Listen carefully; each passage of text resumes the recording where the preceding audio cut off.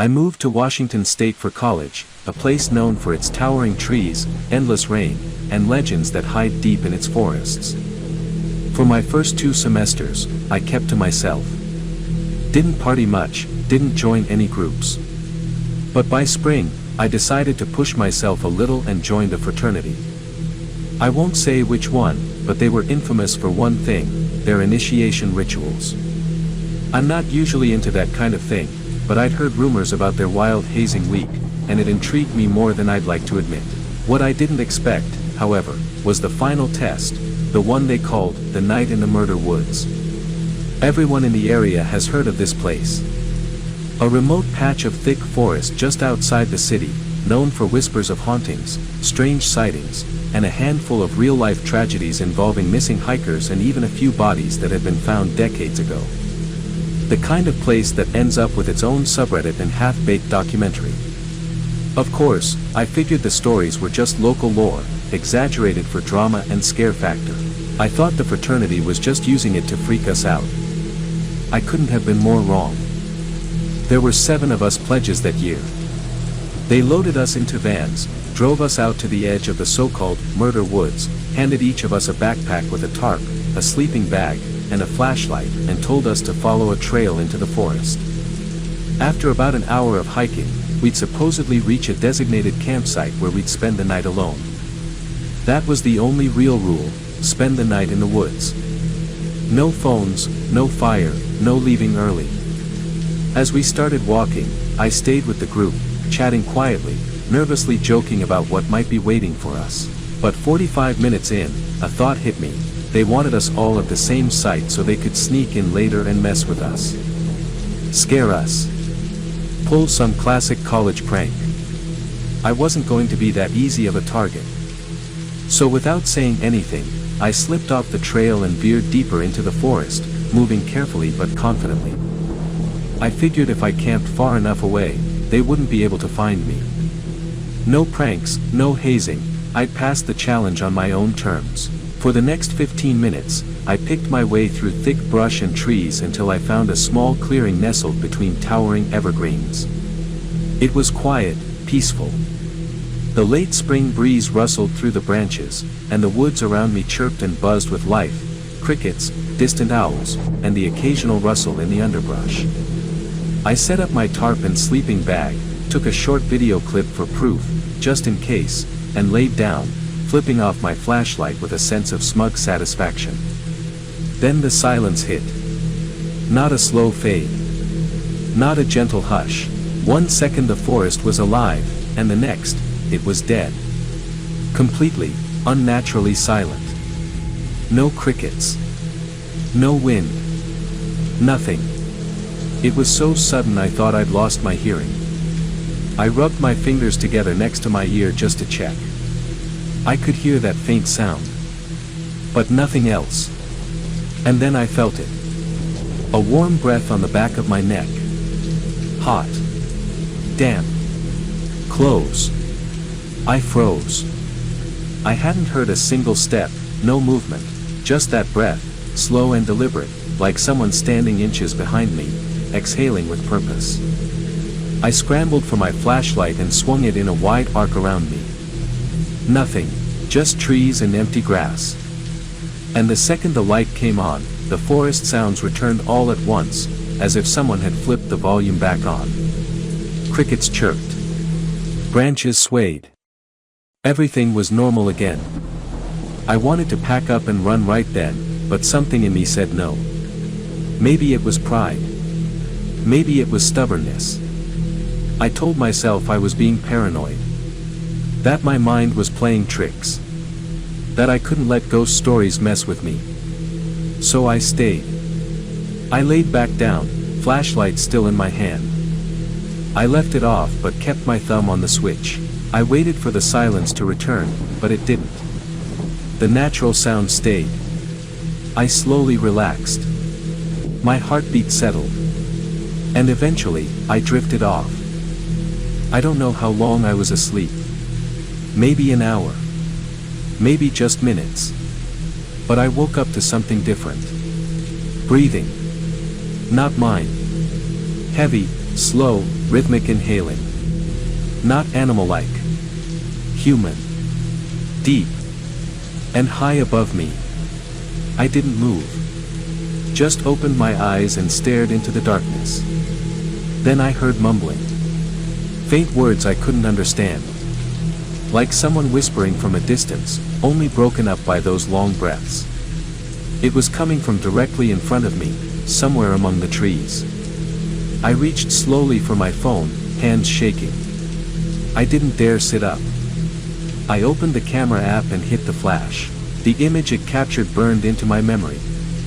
There, standing about 30 feet away, was a figure. A woman. She wore a long, pale dress, torn and dirty. Her black hair hung straight down, covering most of her face. And her skin, it looked wrong. Decayed in places. Like her face had been eaten away, revealing patches of raw flesh beneath. But the worst part? She was staring directly at me. Through her hair. Through the trees. At me. I didn't wait. I launched myself out of the sleeping bag, grabbed the flashlight, and ran. Barefoot. I didn't look back. I couldn't. Every instinct told me not to. The only sound I could hear was the thud of my feet hitting the dirt and my own gasping breath. No footsteps behind me, no whispers, but that didn't comfort me. Only when I saw the glow of distant streetlights and my phone finally buzzed with a signal did I stop running. I made it to the roadside and sat there until the fraternity came to pick us up the next morning. When I got back, I confronted the brothers, demanded to know if it was some kind of elaborate prank. But they all swore up and down that they hadn't even known where I'd gone. They admitted to scaring the other initiates, using air horns, blanks, and fake bear sounds, but no one had followed me. No one could have known where I was. And that picture. It was still on my phone. I stared at it for days. And no matter how many times I tried to explain it away, nothing made sense. I don't go near the woods anymore. Especially not alone. Not in Washington. Something lives out there. Something that doesn't want to be found, but always seems to find you. If you've ever heard breathing behind you in the woods, even when you know you're alone, you're not crazy. And you're not alone.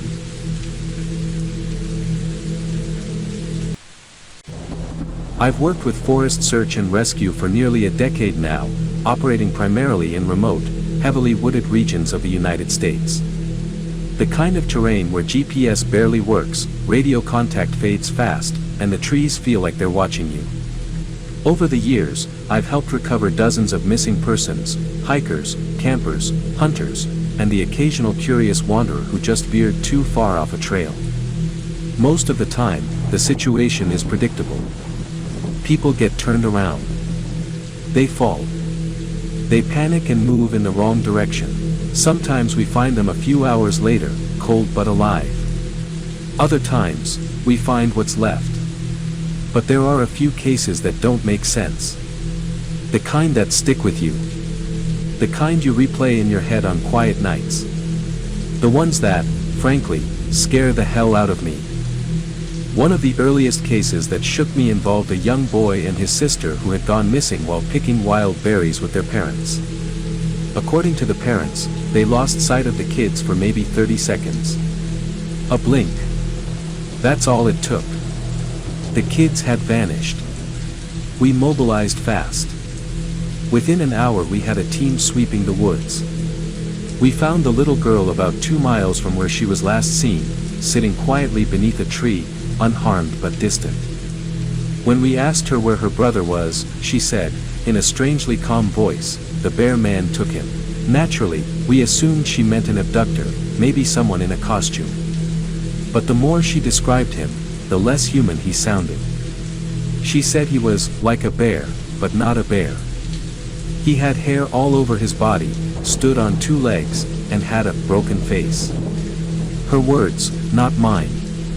She said he gave her berries to keep her quiet, and told her he wanted to play with her brother for a while. We searched that forest for nearly a month. Dogs, helicopters, night operations.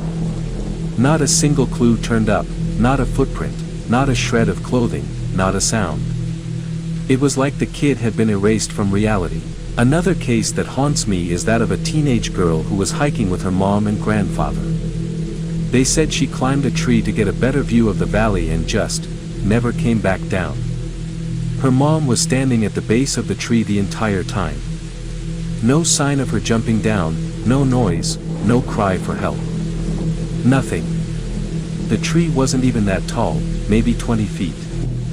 We climbed it, examined every branch, combed the surrounding area for days. Dogs didn't pick up a scent. There was simply no logical explanation for where she went. I try not to think about it too much. Over time, I've learned to trust the search dogs. They're sharp. But now and then, they lead you in impossible directions. Literally. A few times, I've followed a K9 straight toward a sheer cliff wall. Not a trail, not a scramble, an actual vertical wall of rock with no handholds or ledges. The dogs will sniff, circle, and bark at the base like the scent continues up the wall. What's even stranger is that in more than one of those cases, we later find the missing person miles away, on the other side of the cliff. In terrain they could not possibly have crossed in the time they were missing. I can't explain it, and I stopped trying to long ago. One of the hardest days of my career was recovering the body of a little girl who'd fallen down a steep ravine. She'd been hiking with her dad and slipped, landing on a dead tree whose branch pierced straight through her chest. It was instant. But it's not the scene itself that broke me, it was her mother. When we brought the body up and loaded the bag into the ambulance, her mom let out a scream I can still hear in my nightmares. A raw, animal cry, like something inside her soul had torn open. I later heard she took her own life a few weeks later. That still guts me. You never forget sounds like that. One time we were searching for a climber who hadn't returned from a solo trip. There had been reports of a bear sighting nearby, so I was paired with another officer for safety. After scaling a tricky ridge, we found the guy trapped in a crevasse with a shattered leg. He'd been there nearly 2 days, and his leg was turning septic. We called in a chopper and got him airlifted out. Before they took off, the EMT pulled me aside and said the guy had been completely hysterical, kept rambling about a man he saw at the summit. This man, he said, wasn't wearing any climbing gear, just a parka and snow pants. He seemed to be waiting. When the climber approached, the man turned to face him, and had no face. Not a disfigurement. Not an injury. Just a blank space. Skin where features should be. The climber said he panicked and fled down the mountain, lost his footing, and fell. And all night, as he lay broken in the rocks, he could hear this faceless man crawling down after him, letting out muffled, gurgling screams. I didn't sleep for days after hearing that. Late one evening, we were following up on a missing hiker report. A young woman had gotten separated from her group. Dogs picked up her trail, and we found her about 10 miles deep, curled under a rotting log, barefoot and in shock. She wasn't injured, just distant and jittery. As we walked her back toward base, she kept glancing behind us, asking why the tall man with the black eyes was following us. We saw nothing, of course. I assumed she was hallucinating. Shock does weird things to the brain. But she grew more distressed the closer we got to safety, kept whispering that he was getting mad, that he didn't like being ignored. Eventually, she stopped walking and screamed into the woods, "I'm not going with you. Leave me alone. I won't let you take them." We calmed her, kept her moving. But then, we heard it. A noise. Not an animal. Not human. A deep, rhythmic clicking or coughing sound that echoed around us, like giant insects choking on gravel. She suddenly turned to me, eyes wide, and said something I will never forget. "He says to tell you to hurry up. He hates the scar on your neck." I have a scar, yes. It's tiny, hidden under my collar. There's no way she could have seen it. That's when I felt a puff of cold air on the back of my neck, like someone breathing inches from my ear. That same coughing sound followed it. We practically ran the rest of the way to base. This last one. I probably shouldn't be telling you this. It's not something we talk about, not even among ourselves. But I figure, if you've made it this far, you deserve to know. Deep in the backcountry, 30, 40 miles in, we sometimes come across something out of place. A staircase. Standing alone in the woods. I'm not talking about ruins or remnants of old cabins. These stairs are clean, intact, often carpeted or modern looking. Like someone plucked a staircase from a suburban home and dropped it in the middle of nowhere. The first time I saw one, I asked my partner what the hell it was doing there. He just shook his head and said, "Don't touch it. Don't go near it. Just leave it alone." Everyone says the same thing. No one will explain why. And they're everywhere. Not every mission, but enough that you stop asking questions. You just look away and keep moving. I have more stories. Dozens, honestly. If people want to hear them, maybe I'll share a few more soon. But for now, if you've ever seen the stairs, or heard the coughing, or met the man with no face, don't go back out there. Some things in those woods aren't meant to be found. Don't forget to subscribe for more real horror stories from the edge of the wilderness.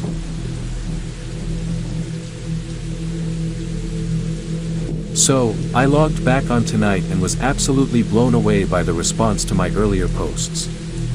I didn't expect that kind of attention, and I appreciate all the feedback, especially from those who shared their own experiences or just wanted to know more.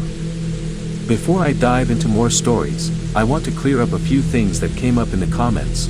First off, a lot of people mentioned the similarities between what I've shared and the work of David Paulides. Let me say this outright, I'm not trying to rip the guy off. I have immense respect for what he's done.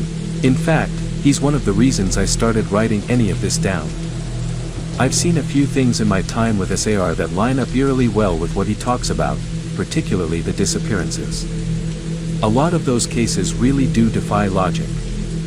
People vanish into thin air, only to be found later in places they couldn't have possibly gotten to alone, or they're never found at all.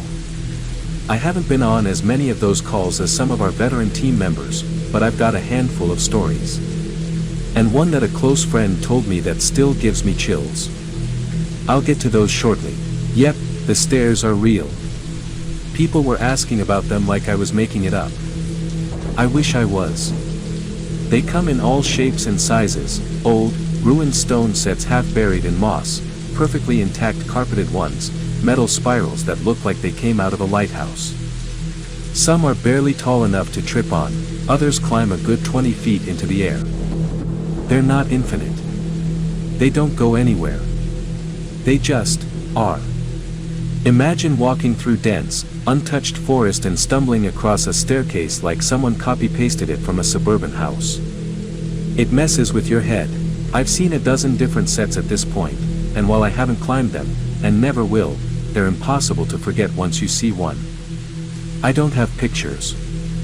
I tried to snap one during training once, but it just didn't seem like a good idea. Maybe I'll try again in the future, but not if it risks my job. Some of you were confused about the story I shared earlier, where a climber encountered a man with no face. Just to clarify, when he reached the peak, he saw another man already up there, dressed in a parka and ski pants. That was the man with no face. The wording was clunky, that's on me. At least half of our calls are related to missing people. The other half are injuries, falls, burns, usually from drunk kids messing around with fires, animal attacks, things like that. We've got some damn good trackers on our team, and most of the time, we find something, a broken branch, a piece of clothing, a trail of prints. That's what makes the ones where we find nothing so damn frustrating. Here's one that stuck with us for years. An older man went hiking alone, something we usually don't recommend, especially since he had a medical history of seizures. His wife called it in when he didn't return home. We ran a standard search op. It didn't take long before one of our veteran trackers spotted signs that he'd veered off the main trail. We spread out in a fan formation and followed the signs deeper into the woods. Then we got a radio call. One of our guys wanted us all to regroup. Usually, that means the subject has been found and needs assistance. We met him standing beneath a tall tree, looking stunned. I asked what he'd found, and he just pointed upward. Hanging from a branch, 30 feet off the ground, was the missing man's walking stick. It was looped perfectly around the branch by the strap. No other sign of the guy. No blood, no clothing, no tracks beyond that point. Our dogs couldn't pick up his scent past that tree. We never found him. His wife called us daily for months. Her voice broke a little more every time.